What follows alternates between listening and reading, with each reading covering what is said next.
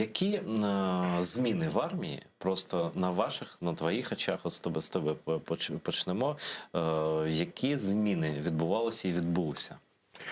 Ну, почнемо так, спочатку. Святкування сьогоднішнє, 30-річчя, свято. Ми святкуємо вже якби по-українському, тобто українське свято, яке чітко визначене. Коли я прийшов в 15-му, буду говорити відверто за прикордонне. Тобто прикордонна служба, яка святкувала 28 травня, День прикордонних військ. Одночасно з росіянами? Ну так, саме так. Тобто радянське свято, яке нам нав'язали. Проходить, я не буду відверто, там, чи 16 чи 17 рік, точно не пам'ятаю, але є указ, святкуємо 30 квітня. 30 квітня, де є вже дата така, що це більше 100 років. Більше 100 років, тобто прикордонному першому стовпу, де установили саме українські козаки. І ви знаєте, вже скільки років пройшло, але ще й досі є ті, які святкують 28 травня, і ще як старі, от знаєте, коли в наряд заступали з 8 вечора до 8 ранку. Тобто всі нормальні там з 8 ранку до 8 ранку на добу. І оце ж всі говорять, пограничники святкують там з 8 вечора, пограничні сутки. І тобто вже скільки років пройшло, ну там уже більше там 4-5, і все рівно люди думають, що отак, треба святкувати ті старі. Але все ж таки зміни пройшли. Уже наступний кожен крок, кожний рік, це люди будуть звикати, і вже є чітко заслуговане свято наше, дійсно, це наше свято. І я застав ці зміни, вони болючі, вони дійсно болючі. Є такі люди, які говорять, не спілкуйся зі мною, ти святкуєш, ну вибачте, сєперське свято, 28-ме. І починаючи з цього, саме елементарно, то в тебе є формування в голові, що ти святкуєш уже своє.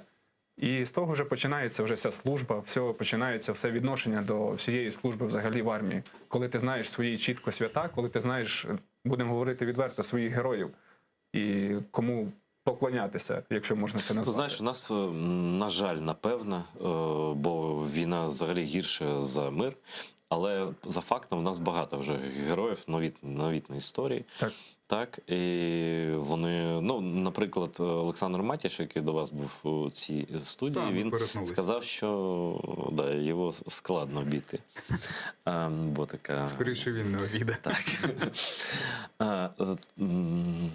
Я що, ти перебив мене. Ну, але так, ми маємо своїх героїв, так? Вже. І Матіш вважає, що справжній день народження, ну, сучасної української армії, яка воює проти Росії, це день, я дату не пам'ятаю, коли комбат 503-го батальйону морської піхоти Вадим Суходольський сказав стріляти по росіянах. Як ви думаєте? Так це, ні? Ви маєте на увазі, це саме дата, коли розпочалася війна? Чи все ж таки? За фактом так. Ну, окупація Криму раніше почалась. Армія з'явилася. Яка армія? Да. Ну, взагалі складно сказати, тому що якщо порівнювати ті дати, коли волонтери почали, ну, можна сказати, із бруду почали робити там пулі, почали робити саме от спорядження і почали із таких звичайних пересічних людей також формувати бійців, можливо, в принципі, я десь і згодний. Я десь і згодний, коли я знаю цю фразу, коли він сказав, бачиш, стріляй. Ну, там, звичайно, там було трохи по-іншому, але на телебаченні. Да. Так, але все ж таки, можливо, саме ця фраза, від неї можна відштовхнутися, коли от самого командира, коли сам командир уже вирішив все, оце дійсно, це точка, коли можна почати, і ми стріляємо. І коли ми рівняємося на командирів, тому якщо командир так сказав, і значить, я вірю своєму командиру. І тому можна, в принципі, вважати так. Але все ж таки є інші події, які також говорять за тих хлопців, які не військовослужбовці, просто добровольці пішли. І які також для себе вже сформувалися, що я готовий дати відсіч ворогу. Тому, зрештою, я думаю, трішки, можливо, і раніше. Трішки раніше почалося. Ну, просто чому я згадую, це ж був ментальний перелом, а менталітет – це, ну, знаєш, це дуже така річ, яка, ну, важко змінюється. Якщо людина жила з переконанням довго, через пропаганду, що росіяни – це брати, ну, якось Валера Маркус, він жив і жив, ти ж сам про себе розповідав, що росіяни – брати, значить, русський шансон, чи що ти там слухав, да, в той час. Тобто ти був не готов до війни. Абсолютно. Ти вважав росіян братами, так чи ні? Ясно. Ні, коли це переламалося? Бо слухай, А ви закінчили? Ну, ви просто тему. Окей? та ми Все? можемо Все? одночасно. Да. Я розумію, що вам До письменникам речі, завжди є що сказати. От у Анатолія Да. це перше інтерв'ю. Скажіть, красавчик, Красавчик, просто огонь. огонь. Коротше, значить так. Стосовно того самого запитання, з приводу, коли почалася українська армія. Сучасно. Ну, очевидно, ми ж говоримо за сучасну нашу українську армію. Взагалі в Україні з усвідомленням початку відліку якихось речей дуже велика проблема. І проблема ця виходить і з виховання, і з освіти. Наприклад, навіть якщо не казати за таку вузько спеціалізовану штуку, як армія, коли почалася армія, а запитати просто, хоча б коли почалася Україна, і пройтись по вулиці і запитати 10 людей, і 10 людей вам назвуть різні дати. Ну, напевно. Хтось каже там 6 століття, коли були перші згадки про Київ, чи 5 століття взагалі. Хтось каже там хрещення Русі. Хтось каже там про перші згадки про Україну, там здається, 15 століття. Хтось каже, що це 91-й рік, коли було оголошено Чи акт 17-й. про незалежність. Чи 17-й, ну, коли 17-й. Українська Народна Республіка. А, та 17-й хтось назве. Хтось назве 14-й рік, коли почалася війна. У нас, ну, типу, як на мене, всі ці дискусії, вони не мають під собою ніякого сенсу. А Україні потрібно створювати міфологію. Україні потрібно створювати міфологію, і навколо цієї міфології вибудуються вже якісь конкретні тези, через які люди будуть усвідомлювати себе в цій країні. Це стосується і коли з'явилася Україна, скільки років Україні, і що для них, в принципі, є Україна. І що, як вони усвідомлюють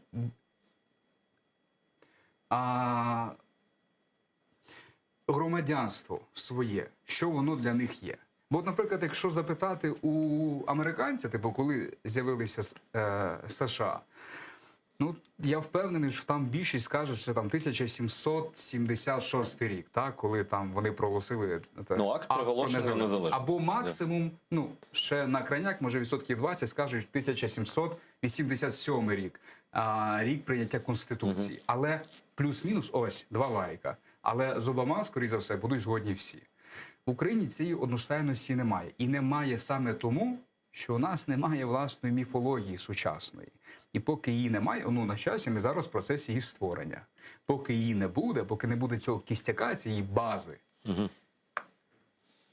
на жаль, одностайності не буде і на цьому нічого не збудувати. От ви говорили про менталітет. Мені здається, взагалі дискусії про менталітет – це... Я менталітет найчастіше чую в елементах російської пропаганди не тільки сьогоднішньої, а в тому числі і радянської, коли потрібно було начепити на якісь окремі народності якісь стереотипи. Там, на грузинів, на чеченів, да, на українців, татар. на кримських татар. Да. І я коли чую слово, ну, для мене слово менталітет носить виключно негативну конотацію. Але я не пам'ятаю, в якому контексті ви говорили про менталітет. Ну, Що не змінюється менталітет. Ну. Значить, так, коли з'явилася українська армія? Українська армія з'явилася в 91-му році, коли Україна стала незалежною. Тоді в неї з'явилася Я розумію, але великий час керували нею зрадники. Вона змінювалася, але армія була. Ну, армія була. Питання ж не в тому навіть, ну, типу, питання ж не в Януковичі, не в Кравчуку, які там, Кравчук, Кучма, за яких відбулося роззброєння України. Так. Справа не в них. В армію йшли люди завжди, плюс-мінус, там, величезний, більшість людей, які йшли в армію, це завжди були ідейні люди. І армія – це люди, які там служать. А ти як, вони розчаровувалися. Ти як ідейний пішов? Ішов, так. Це Звісно, було слухай, я пішов в 11 армію. рік? Я пішов в армію 18 років, одразу після школи. Мені потрібні були там ВДВ, там, парашутики, автоматики. Радянських фільмів надивився? Ні, радянські фільми я, на щастя, взагалі не дивився. Да? Ні, я дивився тільки там західні фільми. Та й таке. І в школі нам показували фільм «Тіні забутих предків». Це все. Параджана. Саме так. Анатолій, а що тебе мотивувало піти на військову службу? У мене взагалі така цікава історія. О. Я хотів поєднати своє життя чи присвятити життя науці.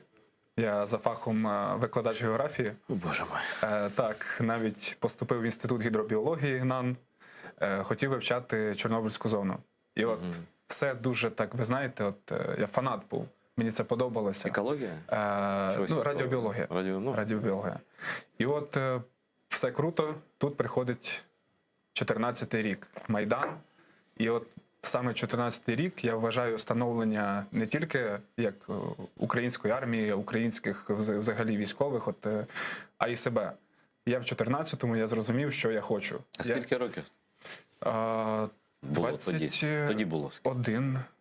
21 рік. Я вже цілком сформована людина, і я вже думаю, все наука, я хочу так. І тут бац, і я розумію, що наука – це наукою, але коли прийдуть, ну вибачте, додому, то я не буду розказувати за Чорнобильську зону. Мікроскопом не отоб'єшся. Саме так. І я вирішую, що потрібно кудись йти. І так, як сказали знайомі, що тобі не треба йти, де забори фарбувати, вибирай туди, куди от саме де ти будеш нормально себе почувати, де ти будеш відчувати, що ти от щось значиш. Там еліта, я не знаю, як навіть сказати, але в нормальний кудись там, де можна Ну, де від служити. тебе користь, відповідно. Так. І от я по військкоматах, комісії, всі, як це все відбувалося. І от в 15-му вже я підписую контракт, і я хочу служити саме тут. І ви знаєте, ні разу не пошкодував. Скільки часу були різні відрядження, різні задачі, різні знайомства, коли хотілося все кинути в один момент. Але все ж таки пошкодувати за свій вибір ніколи. Ну, слухай, я не здивований через те, що виявилося, що Дмитро Коцубайло, він архітектором мріяв бути, і пішов з архітектурного факультету, так? Ти географ, Валер Маркус, я Маркус. не знаю. Ананіва вибач. ніколи не існувало. Ну, я знаю, ну ти юридично. любиш, ти зараз дитячу книжку написав і ще придумав собі псевдо. Не я її написав. А хто? Це написав батько мого близького друга, який помер півроку тому. Ти видав. Так. Ми видали. Я з товаришем, його сином, Ігорем Хмілевським. Я перепрошую, я просто не читав, я думав, що це твоє псевдо, я просто не знав. Хтось безтакний дзвонить, негодяї. Ми тут з вами говоримо про важливі речі. Про Це- армію нашу. Ну, слухай, все важливо. Він каже, що він жодного дня не жалкував. А ти? Я жалкував. Досі? Жалкуєш. Ой, та слухай, ну я ж почав служити ще до війни. І очевидно, що типу там армія 13-го року, господи, 13-го, армія 11-го Це року, найцікавіше. і армія Так. там 15-го, 16-го, це абсолютно, це категорично дві різних структури. От взагалі. А те, що зараз, ну це взагалі інша історія. Ну-ка давай, ось, Тим більше зараз конкретно. поставили нового. Ой, начальник генерального штабу Залужний. змінили. Він же, ну, це інша посада, як головнокомандуючий, його посада тепер називається. Так? Свій тест сказав Валерій Залужний. Так. Ну я з ним не знайомий, але ну те, що я про нього чув, я запитував хлопців, то всі про нього відгукуються дуже добре. Кажуть, Так, що він і- притомний, що він не радянський. От. Це Оця- головне, до речі. І знову ж таки, я кажу, та риба гниє з голови. І тут начальник генерального штабу, насправді, в контексті там змін в армії, і командування, там, мені здається, що ця посада навіть важливіша, ніж міністр оборони. І ця посадка. Потім поставили чоловіка, у нього прізвисько Майк, який з 79-ї бригади десантник. Його поставили командуючим десантних військ. Теж нормальна людина. Абсолютно. Абсолютно достойний А ти чоловік, ж достойний десантура. командир. Ти ж десантура. Ну так, свої. Коротше, і я до чого? Я до того, що посадки, які зараз відбуваються, це прям огонь, бомба, ракета. А армія, я прийшов в армію в 11-му році. І от в той період, коли от в армію приходять, ну, розчаровуються всі. От без винятку. Просто залежно від того, як ти себе накрутиш, від цього залежить, як швидко ти розчаруєшся. Як швидко з себе ці окуляри спадуть, і ти зрозумієш, ну, так, це не зовсім те, як я собі уявляв.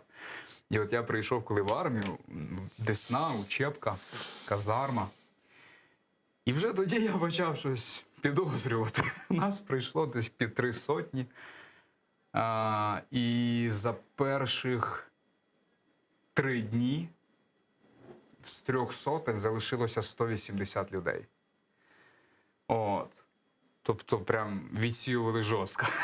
І наступний тиждень, коли вже там, щоб піти, ти вже мав заплатити гроші. Це не хабар. В сенсі ти мав оплатити ті речі, які, бо там вже видали форму, там всі там на ці тебе речі. витрати, да. Тобто тобі вже потрібно було це компенсувати грішми. І навіть тоді вже там десь 20 пішло. От. Але я тримався, бо я хотів бути десантником. Я мріяв з парашутики, автоматики, війна. Я вже тоді думав, що от піду там міротворцем десь воювати в Конго, С'єра-Леоне, повні груди медалей, прийду додому, всі дівки мої. Я тоді ще малим зеленим думав, що дійсно це комусь має для когось значення. Але мені, як дитині, було дуже важливо ствердитись в очах людей, які мене оточують, будь крутим героєм. Зараз мені вже пофіг. А тоді прямо от дитині, яка виросла от на комплексі маскулінності, в такому суспільстві, знаю, дуже жлобському, то для мене ці от речі були важливими. І от коли, я пам'ятаю, мені було прям складно, я прийшов в армію восени, Десна. Таке враження, я не знаю, як було скрізь у світі по Україні, але таке враження, що от над Десною хмари ніколи не розходились. Я Десну пам'ятаю, постійно похмура погода, постійно дощ, постійно холодно. Я хворів тупо 3 місяці. Я туди прийшов, захворів, і тупо 3 місяці я прохворів. Ти щось хороше про нашу армію В скажеш? результаті мені... Та це ж зараз все класно, це як раніше було. Тому можна це розповідати. Зараз вже не так. Я Це сподіваюся. зміст попередніх серій. От, я як захворів, коротше, і мені в результаті довелося вирізати гланди, бо вони тупо згнили в мене в горлянці. Але менше з тим. Коротше, і я пам'ятаю, мені коли було прям складно, прям реально думаю, боже, Валера, що ти тут робиш? І там були сержанти, які приїхали з військ навчатися там на сержантів, на якісь інші посади. І вони виходили, знаєш, на вулицю. Діставали тут з кітеля беретик, так оп, і на голову. Оп. І я дивився на них спереду. Думаю, так, я теж так буду. Ось для чого я тут. Я хочу вдягти цей берет. От, потім прийшов на війська. На військах було, звичайно, легше. Ну, очевидно, це взагалі, це земля і небо. Бо це вже війська, там вже служать нормально. Там вже одяг беретик, перший стрибок через 3 тижні, чи через місяць. От. Тільник одяг. Було класно, було весело. Що я це розповідав, я не пам'ятаю. Було прикольно. Але, коли я прийшов на війська, на контрасті з Десною, я придумав, ну прям огонь. Але, коли я призвичаюся, я зрозумів, що ну геть не огонь. І десь уже через рік я сів і думаю, все. Я ж збирався поступити на офіцер, я збирав документи. Я на літо, от перші півроку служби, я почав збирати документи, я хотів поступити на офіцера. А чому передумав? Так от. Не шкодуєш? У мене був... Тут доведеться обговорювати інших людей, а мені це не хотілося скочуватись в категорію пліткарства, тому просто, скажімо так, на моєму шляху трапилися не дуже гарні люди, які мені заважали, навіть тупо скрізь. І я психанув, і я вирішив, що все, я з цією структурою не хочу мати взагалі нічого спільного. Я не хочу служити, Бог з ним. Я піду хоч працювати в шахту, я знайду, де працювати. Це був 13-й. Але ні, це був 12-й рік. 12. От. Давай ближче до війни все ж таки перейдемо. Так от. І я з цією структурою не хочу мати нічого спільного. Але в 13-му році, в кінці 12-го, почалися реформи в армії. Зарплатню підняли в 2 рази, наряд з вечора перенесли на ранок. Це те, про що Толян казав. І це найбільша, це найважливіша реформа в нашій армії за всю її історію. Це тобі там, мабуть, підказують, щоб я швидше до армії, до війни підходив. Ніхто не підказує. Ти сам це Ні, та розумієш. я можу помовчати. Ні, мовчати не треба. Я хочу поставити запитання, яке ближче просто До війни. До війни, до нашого Запитуй. часу. Скільки на часу? Дякую за дозвіл. Часу скільки? А звання Ні, яке? друже, я не маю права тобі Звання дозволяти. яке? Я до того, що я, типу, готовий відповідати на всі твої запитання. Скільки на часу? Я просто ти не дивись, що я такий нарваний. Я сьогодні не спав. Ні, я дуже тебе якщо, люблю. Якщо в мене закриється рот, я зараз засну. Точно? Так, тому тут або два варіанти. Ну, давай так. Запитуй. Ні, питання прості насправді. Ось ви, я так розумію, правильно, що ви в резерві обидва. Я ні. Ти ні. Я ні. Я так. Ти в резерві. Ну, але все ж одно ти підеш. Ну, очевидно. Ну, яка зараз українська армія, бо ви ж не все одно не відірвені від неї. Це до нього запитання. Ну, давай до Анатолія. Яка зараз наша армія? Знову ж таки, хотілося трішки відійти не так далеко, як Валерій, але все ж таки. Ну, він до школи не дійшовся. До дитячого садочку він не Ти дійшов. в армію пішов з 15-го року? Тобто ти вже прийшов в плюс-мінус реформовану армію, Оце якраз- а звільнився в якому? 20-му? 20-му. Це якраз Ну, хотів. він Ну, давай компетентний. порівняємо 15-й рік і сучасний стан. От просто давай так. Навіть не будемо брати 13, тут ми все розуміємо. Тут Валера, тут докладно все. Валерій. Да. Валерій. Валерій. брати Валера, до як, уваги- знаєш, калька з Валєра. Фу. Що за Валєра? Я сказав Валера. Так, ну Валера якось теж. Валерій. Я вважаю, брати до уваги можна все. От просто починаючи від звичайного фінансування і до того, як ти почуваєш себе тут. Фінансування однозначно краще, тому що в мене одягу, ну я скажу так, я вже цивільний, і мені ще можна ще декілька років носити той одяг, який мені видала держава. Тому що, по-перше, видавалося так, це вже військовий стан, тобто одяг там в 2 рази, якщо я не помиляюся, він швидше якби повинен зношуватися і він швидше якби списується. Ти ще отримав один бушлат, тобі вже готують інший. Тобто одягу хватає. Їжа, до речі, я також прийшов, я платив за харчування, за звичайний контрактник. Потім приходить реформа, що безкоштовне харчування саме для контрактників. І безкоштовне харчування, обід. То харчування нормальне, це звичайна Ну, столова. все ж таки глядачам цікавіше не про харчування, Да, а про але стан Це військ. дрібниці, але це для військовослужбовця це головне. Зрозуміло, Тобто, зрозуміло це. І стан в тому плані, що в мене такий був підрозділ. Я хочу також почати те, що головне, де ти служиш. Також це дуже важлива риса. У Таліна, я перепрошую, дуже важливо розуміти, що підрозділи, як у Толіка, це завжди Не у Толіка, підрозділи... а в Анатолія. Ні, Толік. Там Чому ти Валерій? А Валерій, а він Толік. Ну, бо я проти Валєри, а він не проти Толіка. Ну, прийнято, ладно. Дуже важливо розуміти, що він служив в підрозділі, специфіка яких в тому, що там невелика кількість людей. І вони завжди відрізнялися від батальйонів, рот, де по 120 чоловік, де там по 300 чоловік в батальйоні. От. І в їх підрозділах завжди і забезпечення було краще. Плюс його частина знаходиться в Києві. А це теж впливає на те, бо постійні перевірки, вчасно там одяг видають і все інше. Але, вибач, просто важливо так. розуміти, що є різниця між підрозділами і Це де вони важливо. знаходяться. Це важливо, але все ж таки, коли ти обираєш, де ти будеш служити, то потрібно підходити це трошки з головою, що не куди пошлють, а ти дійсно хочеш бути там, де серед кращих. І тому, послухавши хлопців, які також служили до мене, розуміють, наскільки і фінансування те було, і те, що я почав розмову з совкового цього святкування, що все-таки зелені берети, пограничники, пісні оці радянські. І тут проходить такий переломний момент, коли Україна робить крок, тебе фінансують, тебе утримують, все досить непогано. То чому б не забути оте, і вже ти сформований, в тебе є вже нове. Не так, що ми старе вбили, а нового немає, а в нас вже є нове. Традиції, чувак. А в нас вже тримається є нова армія, по-справжньому нова. Так, Традиції. Я згоден. Свої 100%. традиції. Армія тримається Так. на традиціях. Абсолютно І ті так. традиції, які є сьогодні, навколо них недостатньо міфології. Так це ж твій недолік. Не допрацював. Окей, нехай. Ти одну книжку написав, може треба ще. Може і треба. Суть в тому, що, от, наприклад, приїжджав до мене значить, почнемо з позитиву, про армію. Значить, однозначно, що зараз позитивно, це навчання і курси. Постійні. Так. От прям реально, тупо постійні. Причому рівень кваліфікації і навчання. Прямо порівняно, коли я служив, це прям земля і небо. Тобто це не радянський досвід. Взагалі, ні. Це вже це переймають з армії НАТО.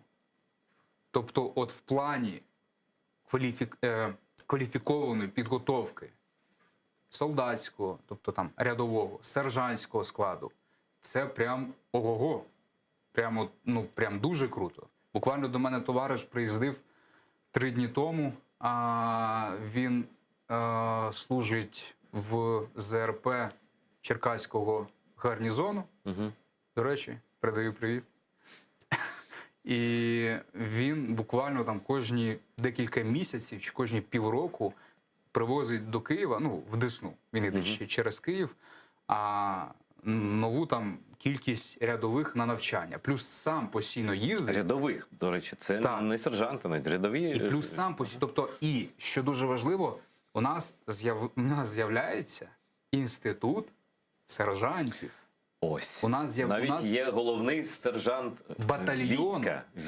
В армії є головний сержант. Я зараз просто про товариша. Ну, така лавка сержантська, Він зараз головний сержант батальйону. І чи до кінця цього року, ні, господи, рік вже закінчується. Десь в наступному плюс-мінус він буде вже головним сержантом полка. Це приблизно американська система, так? Там сержант дуже велике значення має. Так, звісно. Сержант це спеціаліст дуже Не просто високого так, рівня. Тобто сержант полка. І це, ось ця от інституція, це дуже важливо. Це те, що позитивне. А інше, воно не позитивне, але я забув, що хотів сказати. Забув, значить, не важливо. Я запитаю, запитань-то багато. Ось зараз, знаєш, дані розвідки, британська преса пише, що війна німецька почнеться. преса пише, американська преса пише, що все нас взяли майже в кільце. Це правда так виглядає. Да? Так. Тобто на півночі додалася Білорусь, яка вже немає такої. Да? І тут ще і Придністров'я, до речі, є, і Кримський напрямок. Тобто, а що ти посміхаєшся? Так все і є. Я ж хочу... Просто розумієш, тут всі розмови, знаєш, типу, війна почнеться. Я от з моменту, з березня 15-го року змінила свій формат на більш опозиційний.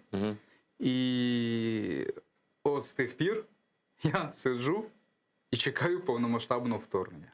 Кожен божий день. Кожен раз, коли я щось планую на місяць наперед, на півроку наперед, я завжди зважаю на те, що може початися повномасштабна війна. Чи варто їхати з України? Тому зараз оці такі спалахи, знаєш, що війна почнеться. Я до цього ставлюся так, скептично, бо я останні 7 років, з 15 року пройшло, і кожен день цього чекаю. Я просто звик до цього. Валерій, так, в тебе інше. Чи може це відбутися? Та це може відбутися в будь-який день. Це може відбутися хоч завтра. Тому Україна, в принципі, має бути в перманентному стані готовності до повномасштабної війни. І тут ми переходимо до того, що суспільство треба готувати. Знаєш, навіть підсвідомо. Твоя книжка, ця «Сліди на дорозі», дуже великий, примірників багато. Скільки розійшлося? 1050 вже. Це рекорд, я думаю, український. Такого не буває. Просто не буває. Це феномен, правда. Дякую. І я ж не жартував, коли казав, що там письменник Маркус має ще писати щось таке. Та напишу. Дай Бог прожити ще хоча б роки 1,5, і книга Ти буде. хороший. Ти квітуча людина, сильний, здоровий. Слухай, життя бентежне. Анатолій. Анатолій. А як ви готуєтесь до можливих загострень? І чи треба якось панікувати населенню? Чи треба довіряти повністю армії? Що треба робити пересічним людям? Не таким військом. Ви між собою, ви все знаєте. Ви можете мовчки навіть скажи, про що це. не можна панікувати. Візьми, подивись в камеру так жорстко. Панікувати не можна. Ні в якому разі. Ми режисерів не замовляли сюди. У нас все по-справжньому. Одразу, що панікувати Не можна, да, не можна вірити. Паніка це взагалі. Ні, якщо серйозно, Серйозно. пам'ятаєте, коли ввели військовий стан, коли напали на наші катери, от пам'ятаєте, і от Всі заволали. Це так. Порошенко хоче залишитися Так, назавжди так. президентом. Переворот. ну не будемо обговорювати, що саме це трапилося, але після того люди поділились на дві категорії. Одні побігли в військкомат, інші інші побігли за квитками. Так, за квитками. Тому я впевнений, що частина населення все ж таки так само буде, як і минулого разу. Впевнений, буде, по-любому буде, що за квитками чи. Але от я не знаю, я пишаюся тим, що я відношуся саме до іншої категорії. Я от тільки почув, що щось відбувається, зателефонував своїм хлопцям. Кажу, як там, що там, відбувається, що чутно. І жартома, але кажу, вже готуйте машини, готуйте місце. Ну, серйозно, я готовий в будь-який момент. Я розумію, що це, можливо, звучить трішки пафосно, але ну, є ті люди, які от ждуть цей момент. Є ті люди, які вже давним-давно, можна сказати, сидять вдома і чекають команди. І таких багато. Я впевнений, що всі вони однозначно підуть. Я впевнений, що однозначно будуть які проти, будуть однозначно ті, хто не сійте паніку. Да, в принципі, паніку ніколи не можна піднімати. Панікуйте, а ми всі умремо. Ну слухай, ну вийшов. Панікувати не можна взагалі ні в якому разі. Ну, артикулювати момент паніки це вже злочин. На відомому каналі вийшов сюжет, де от чітко зазначено, як це все буде відбуватися, яку область першу захоплять, яка кількість десанту висадиться. І скажи, хіба це не паніка? Це сіють паніку в народ. Тобто, от дивіться, Це правда, це все. мені дуже не подобається. І це Я наскільки не бачив цього І це- сюжету, але ну знову ж таки, дивись, якщо очевидно для мене, як можна запобігти паніці, це готувати людей інформаційно. Питання в тому, типу, розповідати, чого можна очікувати, тобто людей підготувати до цього. Бо якщо, типу, я не знаю, як саме відбувалося в цьому сюжеті, про який ти розповідаєш. Це страшно. Там зазначена навіть дата. Ти розумієш, що А й тривожна музика, напевно, ще. Ну це просто. І коли людина дивиться це, ну ти уявляєш? Можливо, я скажу, я не бачу саме цей сюжет, Так. але в принципі, мені здається, що саме ось так і можна запобігти. Такою концепцією, не так, як в цьому сюжеті, а в принципі такою концепцією можна запобігти паніці, готувати людей. Що люди, є висока вірогідність, що так чи інакше відбудеться повномасштабне Ти вторгнення. знаєш, як перший крок І готувати людей. Де може бути бомбосховища. так, хоча б знаєш, А таблички, я- просто таблички, так. і все. Просто, а в людях вже перемкне, вони почнуть цікавитися. Ну просто ми ж розуміємо, як це Бо розумієш, так? якщо людей не інформувати, якщо людей від цього відгорожувати, то в момент, коли це трапиться, ото буде паніка. І тоді вже точно нічого не заспокоїти. А коли людям сказати, хоча б як воно буде відбуватися, і люди бачать, що воно відбувається плюс-мінус за цим сценарієм, і люди розуміють плюс-мінус, що буде наступним кроком, вони хоча б трошки більш спокійні, бо вони розуміють, чого знаєте, очікувати. що, хлопці, знаєте, що заробив уряд Швеції? Це декілька років тому, до речі, 4 чи 5, мені шведів там деякі друзі є хороші, і вони кажуть, що уряд Швеції надрукував листівки. Прості. Да. Де написано? У разі нападу Росії. Русські, здавайтесь. Так, вони, І будуть до речі, запускати з 200, літаків. 200 років нейтралітету. 200. Жодної війни після 1709 року. Після поразки, на жаль, під Полтавою. Так? І коли шведи, вони так влаштовані ментально, я перепрошую за це слово, що вони коли отримали цього листа, де написано там, що робити, куди бігти, де бомбосход, тощо. Да? Вони, по-перше, спочатку вони дійсно 200 років не воювати, це ж розумієте, що, да? А потім вони, як шведи, вони перейшли до практики. Тобто, де бомбосховище, куди йти. І зараз шведи, 55% шведів готові зі зброєю в руках захищати свою країну. В Фінляндії взагалі там 74%. Але Швеція це дуже відрізняється. Це сусідні країни, але психологічно дуже відрізняються. Одні воювали з росіянами постійно останнім часом, а ці ні. Але підготували вже, ментально підготували, що все може бути. Чому ми не запроваджуємо ані воєнний стан, ані навчання цивільного населення, ані нічого схожого? Що ти посміхаєшся знову? This is Ukraine. Тому і не проводять нічого. Добре, що ми запросили, крім тебе, не до етеру, ще й серйозну людину. Да. Якщо взяти, наприклад, столицю, О Боже, Столиця. ну давайте. Два душних старпьора. громадське формування, муніципальна варта. Так. Всі ми знаємо, хлопці, так як Валерій передавав привіт, я передаю привіт. Уже, не знаю, можливо, півроку, можливо, ще трішки більше стоїть питання тероборони. Так. І настільки гостро, тобто, ви знаєте, як в армії сказали, завтра всі приїхали і бажаючи написали там заяви чи ще щось. І от уже питання це, кажу, більше півроку стоїть настільки гостро, що реально люди, ви хочете, ідіть, тероборона, і це не жарти. Тобто, або ви підписуєте контракт резерву, або ви зідзвонюєтеся своїми частинами, як там все відбувається і що мені робити в плані, якщо це відбудеться. І це не от зараз ці події, які відбуваються, це, я кажу, вже протягом півроку нагадують людям, що ви повинні знати. Я знаю, Оце- але маса населення про це Так. не знає, на жаль. Будемо відверті, в 2014 році також ніхто нічого навіть собі уявити не міг, що таке відбудеться. А в нас є І ми закон вже, про тероборону? якщо не Здається, помиляюсь, є. є. Його Уже- немає. Ні, здається, останнім Законопроект часом. був готовий, Да? але його не затвердили. В нього вносили купу правок. Да? Так. Може бути. Полковник Кривонос його пробивав, скрізь Ну, лобіював, в нас усе можливо. в результаті його звільнили. Ви ж знаєте, у п'ятницю було засідання, де міністр оборони, я так уявляю собі, да? Прийшов такий, ну цей генерал, який до нас приїжджав, американський голова Пентагону, заходить там до Конгресу, а там нікого немає. Просто не прийшли. Сенат не прийшов, Конгрес не прийшов. І сидять 50 людей, половина з яких просто там дивляться смартфони, чекають просто на останній дзвінок, щоб поїхати там кудись, як є в школі. Так? Це неможливо уявити такого. Міністр оборони виступає. Я був дуже здивований. І якщо люди бачать таке ставлення представників влади, а це вже в новинах та є, вони вже бачать порожній зал, майже порожній зал, то і люди думають, та слухайте, ну, напевно, та все це фігня. Як таке може бути взагалі? Ну, ми воюємо реально, нам всі кажуть, що я не уявляю, що ось, наприклад, наш міністр, ось сучасний міністр приїжджає до Сполучених Штатів, і йому дають можливість виступити перед Конгресом. Там жодного місця вільного не буде. 100%. А в американському і в канадському не буде. І тільки в одному парламенті світу під час слухань про загрозу військову Україні 50 людей сидить. Це парламент України. Що це таке? Може, ви маєте якісь оцінки цього? Я був просто, ну, як то кажуть, знаєш, я в шоці.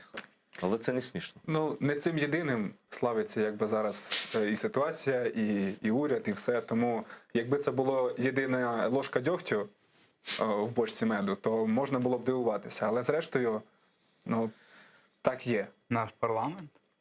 Та ну слухайте, парламент це основне. Парламент приймає рішення. Так ми ж говоримо. Вони голосують за, може, як нас називається? Давайте так, ну, скаржитися на життя, це я перепрошую, це я винний ніхто не в цьому. скаржується. Я винний, я таку тему задав, Життя що там прекрасне. все погано. Та що але погано? Україна розвиває. Слухай, так як зараз, в Україні ніколи не було жити так добре, як зараз.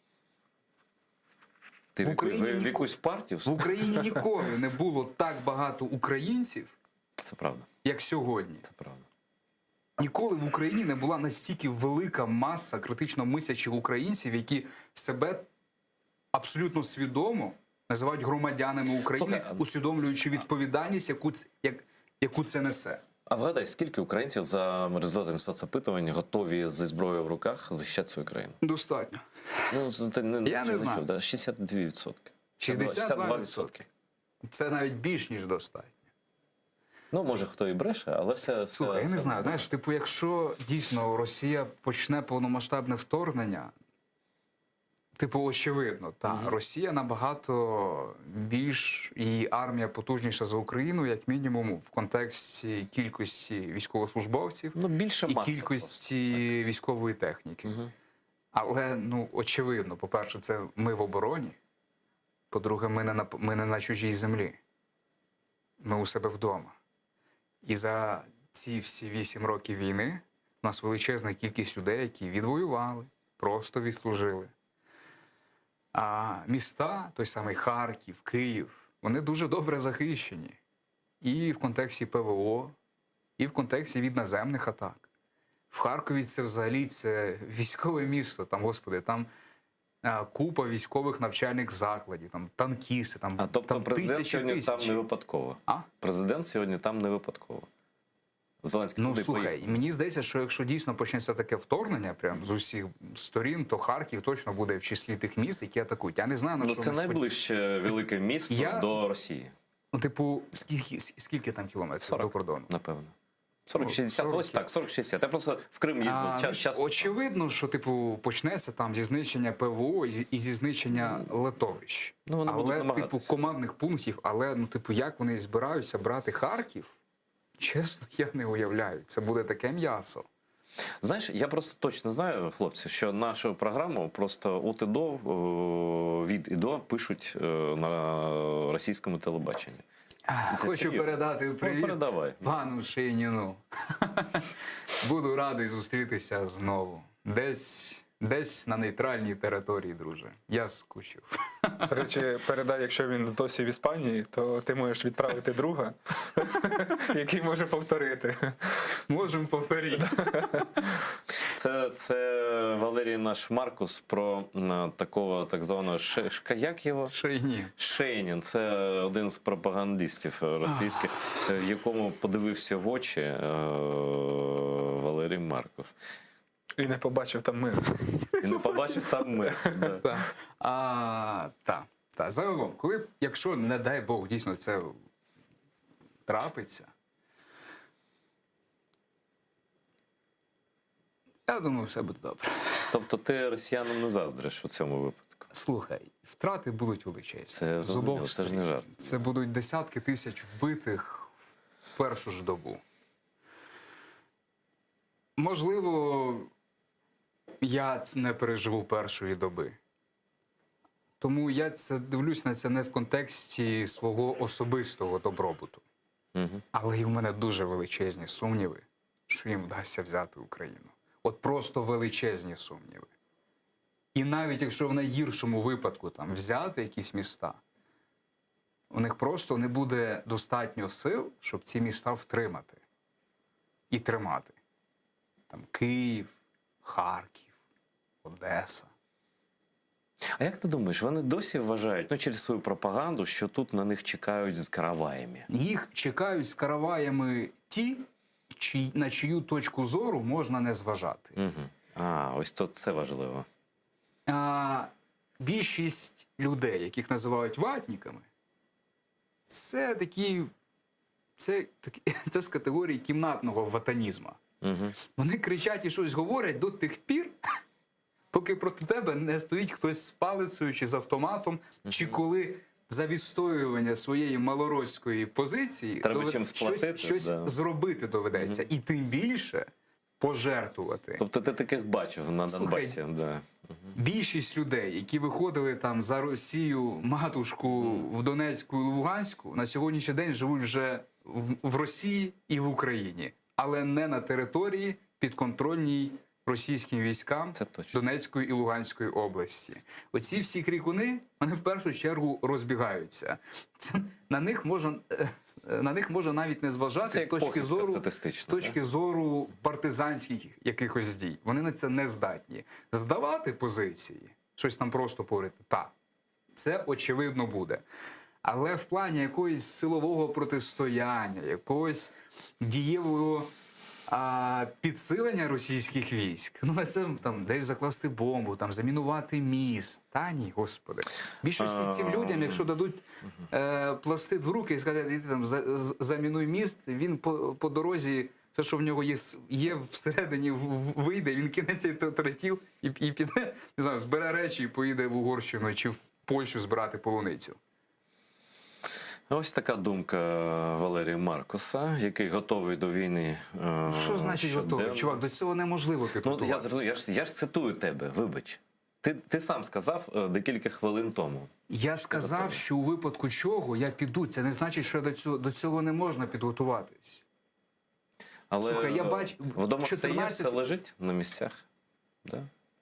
Все, що треба, є. Угу. Добре. Розумієш, війна – це ж не пригоди. Очевидно, що більшість людей йдуть на війну, бо там в сім'ї там щось набридло, там побут набрид, там ще якась зміна життя, Знаєш, плюс, по-різному. плюс в парадигмі. Причини дуже різні. Ну, часто зводиться саме до таких от речей.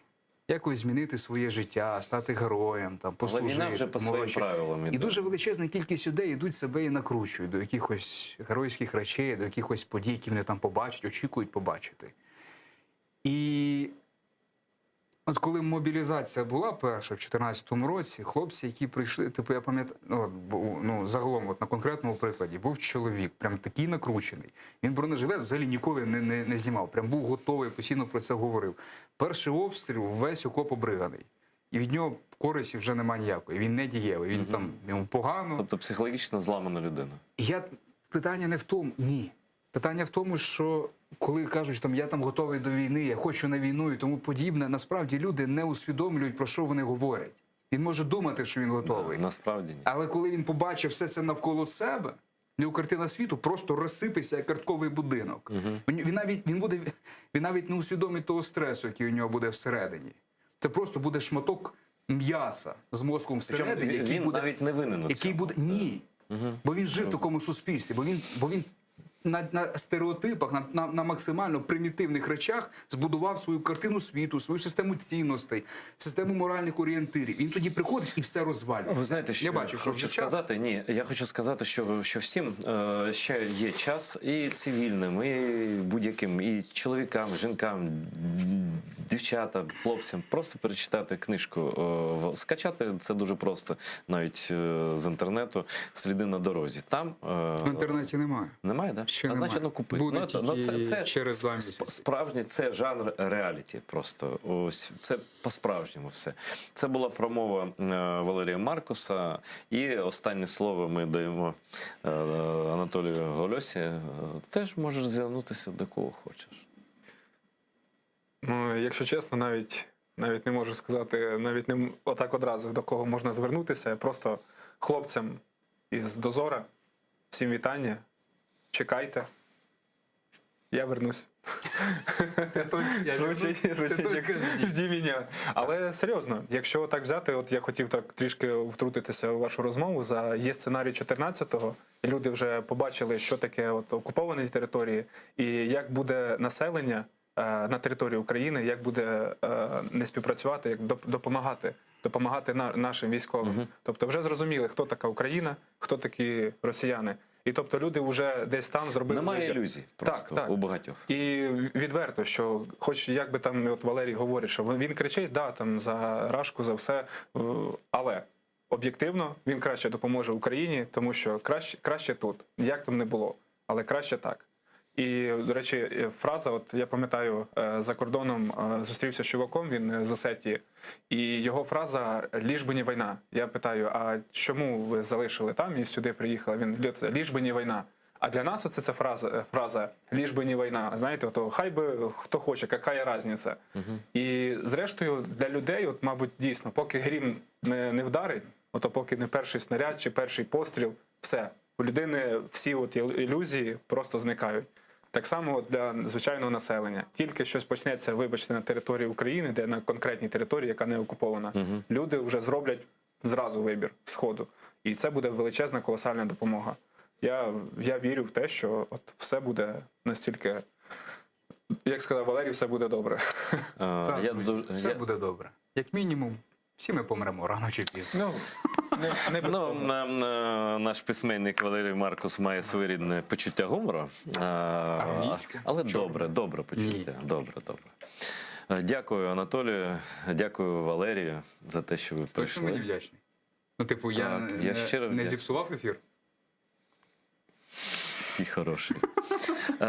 Любі друзі, ну це ми просто дуже близькі по духу товариші. Я познайомився з Анатолієм сьогодні. Дуже щасливі такі люди просто. Розумієте? Тобто жодної паніки. Просто знаємо, що доведеться, так доведеться. Ну а куди? Це ж не від нас залежить. Ми ж нікого не окупували і планів бомбувати когось чи атакувати не маємо. Але вони прийшли до нас. Ну, прийшли, значить, отримують. Дивіться АТР далі, не перемикайтеся. Буквально за декілька хвилин продовження АТР вже з Гульсум Халіловою, прекрасною, чудовою. А я трохи пізніше її зміню. Не перемикайтеся, дивіться АТР.